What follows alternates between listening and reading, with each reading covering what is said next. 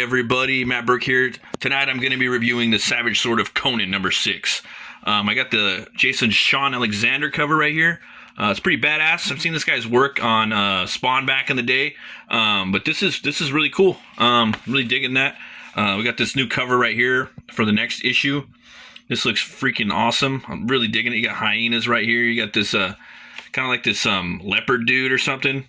I don't know, man. Is that the Wildcats? It's awesome. You got the Jungle Queen right there. I'm thinking he's gonna be going south on a lot of the issues coming up. But as you can see right here, there's a little something that has to do with the story right here. One of the main stories in here. And then you got the ad for the James Lovegrove Cult of the Obsidian Moon. Definitely check that out. And in here in the first part of the book, you always have the map of the Hyborian Age.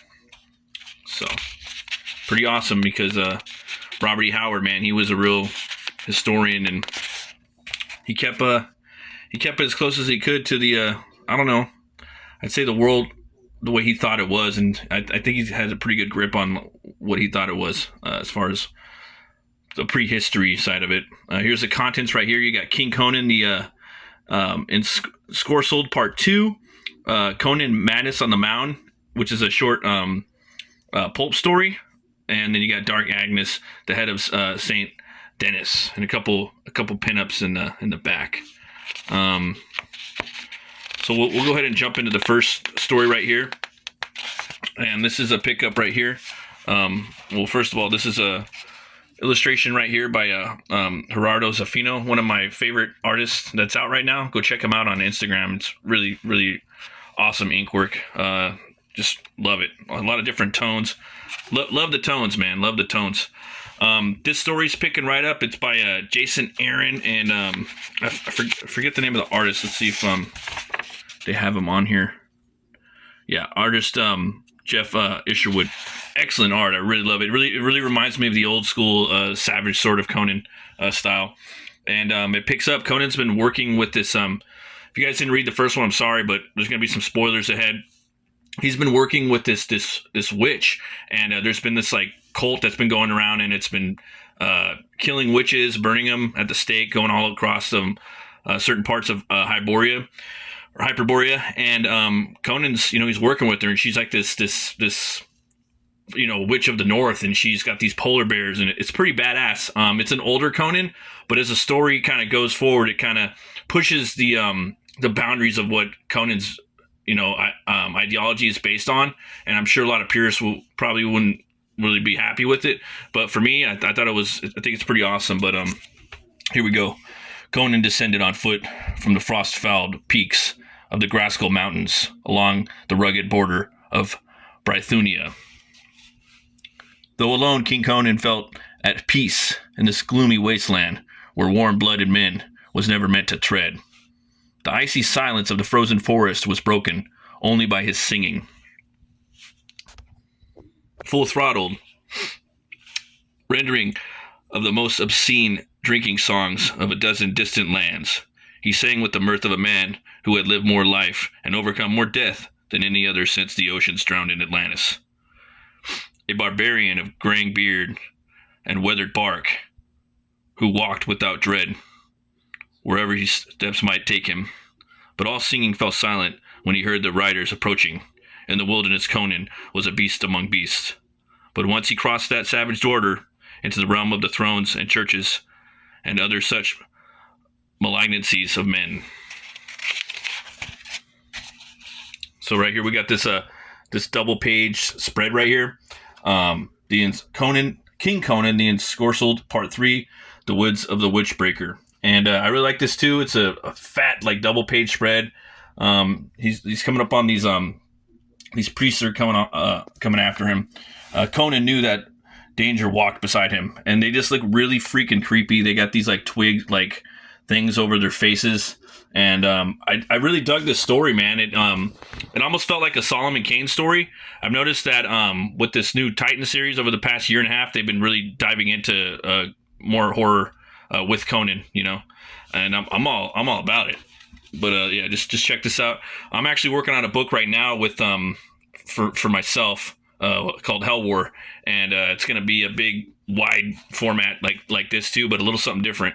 And seeing stuff like this really just inspires me for as far as like page layout and composition. But I think it's awesome. Look at the way these twig masks are for these priests. The king, the lost sinner, the witch's cuckold. The king must be redeemed. He must be purified. Kneel, sinner, and beg Mitra for... He just cracks that dude's arm. He's got the wolf pelt on him. It's cool just seeing a Conan in here, you know. An old Conan story. We got an awesome action scene right here. He just punches the dude right in the face. Falls to the ground. Who are you? What business have you with the king of Aquilonia? He's still her puppet. The witch's charms have infected his humors. He must be bled and burned. For his own good. To purge his berserker madness. Hold, brothers, this is not the witch's doing. From what I'm told, our guest has always been a savage. I'm just loving this artwork in here, man. Yeah, just really cool. I like, you can tell this is like one of the big dogs rolling, the top dog. Awesome, like a little close up right there, you know. They're looking for this witch, and he's like telling her, "Oh no!" Tell him, "No, she's dead. You know, she's gone."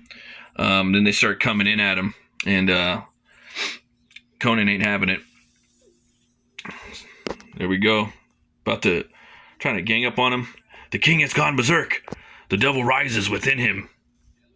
Come, brother Conan, let us pray. So Conan ain't having it. Quickly carve out the infection of the flesh to save his soul.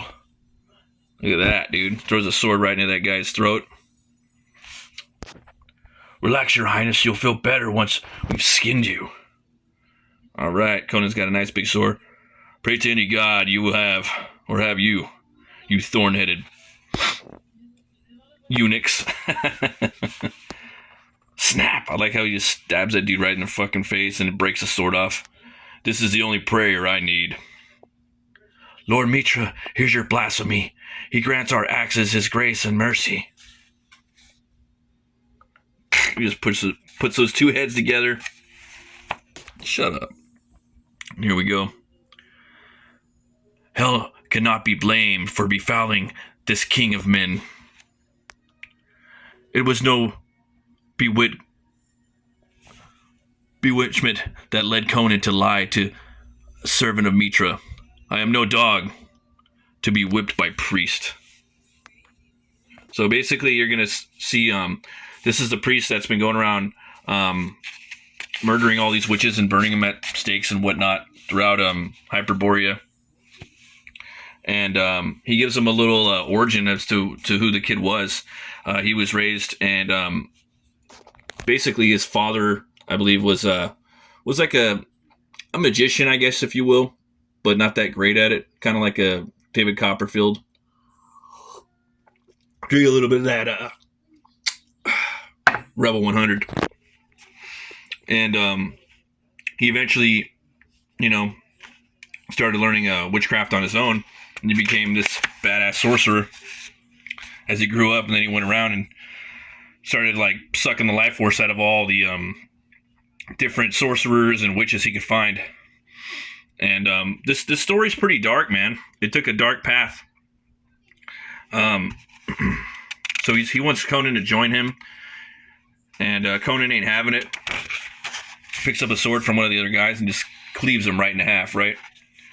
And what do you know of hell, barbarian? Crom. You think hell is a place where devils run amok? Hell is a holy domain. God's own blessed dungeon. Look at that, man. He just kind of heals back together with like molten gore. And behold, I am the key. The flames out of hell are what I will show you now, Conan. One burning at a time. starting with yours, you heathen wretch of a king. Crom's bloody teeth. You got this guy coming up right here.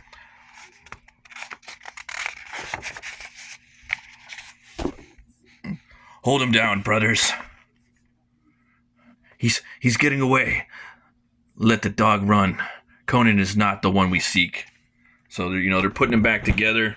They're getting the guy ready. They're gonna whoop him. He's telling them, the the other priests are just like, you must rest, father. I must rest. You have failed the Lord this day. Yes, I have failed. You must atone.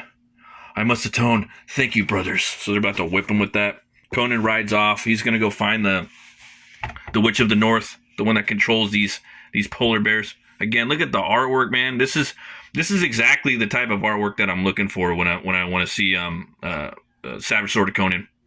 And I really dig in the story, man. It feels like a Solomon Kane story, but the way it's what they put Conan through. Again, it tests his character. And I bring words of warning. Exlina, the witch hunters are coming. So this is part 4, Great King and the Green Witch. So she's the Green Witch, but she's up in the ice, And she's not having it, but he tells her that actually the person that's responsible for this, it's actually a sorcerer that's going after the witches. So she's like, oh, okay, come and hang out. And then she she basically tells Conan that, through all of his trials and tribulations throughout time and whatnot, he, well, she's saying that he has basically, like, he's tuned in and he has magic in him, just innate, like, inside of Conan, which I don't think is really that far-fetched. It seems kind of logical. Crom, take your tongue, witch. How many sorcerers have you cut down over the years? How many horrors of the nether realms have you beheld the naked eye? Such dark encounters leave their mark. You have vestiges of blood bubbling in your, or of magic bubbling in your blood, whether you want to know it or not. I came here to warn you, but it seems I should find a blade and kill the cur myself. The Green Mother sees you, Conan. She says she's felt your footsteps in more lands than any mortal for 1,000 lifetimes. If you wish for a weapon that can fell the breaker of her children, all you need is ask. So he goes around and man, I don't want to spoil the story at the end. It's really, really cool. I think you guys should come and pick it up. But let's just say that it really tests the character of Conan. The ending is fucking epic.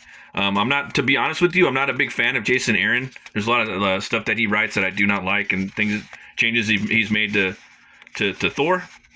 But this story was pretty badass and fucking metal. And I give it 2 horns way up.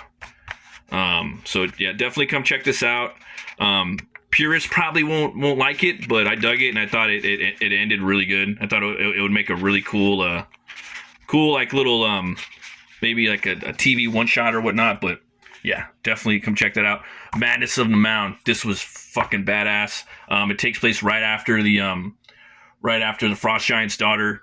Definitely has got some Lovecraft feels to it. If you're into Norse mythology, you're really gonna love this one. Don't want to spoil that one too much, but check this page out. Sometimes that's all you need is one good splash page, right? Yeah, definitely Eldritch horrors await you in that one. Love that artwork right there. And then Dark Agnes, the head of the Saint Dennis. This one's really cool. It's kind of spooky. It's got awesome artwork by Piotr Kowalski, and writer is Michael Downs. This artist, I remember checking him out with, he was doing Bloodborne, but I tried to stay away from looking at that. I didn't want to get influenced by it too much because I have a book called Butch Cleaver, and it's this gothic kind of dark fantasy. And sometimes when there's stuff that I'm working on and it's kind of similar, I try not to stay away from it because I don't want to get by proxy inspiration or influences. But he was the artist on that, and he was also the artist on Violator #1, which is freaking awesome. It shows like the creation of Violator, and basically, well, I don't know if you guys go check out the review I did about it, but it's there's the war with the angels and the demons, or the angels and the fallen angels. Fucking awesome. Dude's a badass artist. Yeah, so that was a killer work, and he does a great job in here. I like his line work. You could really appreciate his black and white stuff in here. Yeah, man. Don't really have any complaints about this book. I thought they did a great job this month. Again, yeah, the Savage Sword of Conan, Two Horns Way Up. Yeah, great issue. Next issue featuring the return of the legendary writer Roy Thomas and artist Robert De La Torre. Fuck, I can't wait for that. For a ferocious Conan tale. A mysterious belit story from writer Joseph Pruitt and artist Goran Parlov. A behind-the-scenes look at Conan's upcoming appearance in NetherRealm's Mortal Kombat 1. Tantalizing covers from Alec Horley, hell yeah, and Sean Joyce, and an array of incredible art pinups and more. Issue 7 kicks off the second year of Savage Sword of Conan in stunning style. There's going to be a lot of cool stuff coming out from Heroic Tales and Titan this year. I can't wait. Looks like I said in the beginning of the video, it's going to be traveling to the jungle. I think on the upper teens. I think it's issue 18 or 19. I have to double check, but I seen Zub was putting it on Twitter today. It looks dope. Again with the De La Torre cover. But yeah, hard wreck. Go check it out. Thanks everybody for watching. Tried to get this review going sooner, but it's been a lot of overtime for me at work and trying to get the Christmas presents. And thanks everybody for watching. I really appreciate all the new subs. You guys are freaking awesome. Always remember to be bold, be brave, and roll the bones to know your role. I'll see you guys next time. Stay metal.